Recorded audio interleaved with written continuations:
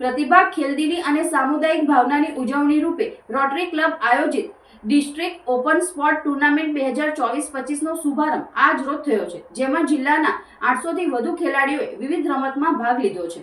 Rotary club Bharuch દ્વારા તારીખ 23 થી 26 જાન્યુઆરી દરમિયાન ડિસ્ટ્રિક્ટ ઓપન સ્પોર્ટ્સ ટુર્નામેન્ટનું આયોજન કરાયું છે, જેનો ઉદ્ઘાટન સમારોહ MI Patel Rotary Youth Centre ખાતે યોજાયો હતો, જેમાં પ્રમુખ Rachana Poddar, Ketan Desai, event chairman Ketan Desai, chairman મિપ્રિક પ્રશાંત રૂૈયા, સેક્રેટરી રાહુલ મહેતા સહિત અન્ય હોદ્દેદારો અને સભ્યો ખૂબ મોટી સંખ્યામાં જિલ્લાના ખેલાડીઓ ઉપસ્થિત રહ્યા હતા.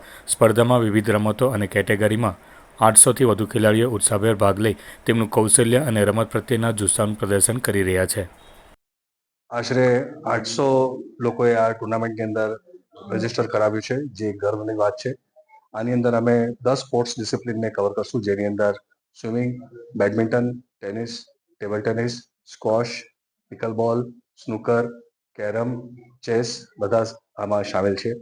અમને બહુ ઉત્સાહ, અમારી આખી ટીમ આના પાછળ દિવસ રાત મહેનત કરીને લોકોનો વધુમાં વધુ આમાં ભાગ લે એવી અમારી આના પાછળની એક અમારી એવો પ્રયાસ રહ્યો છે અમારો.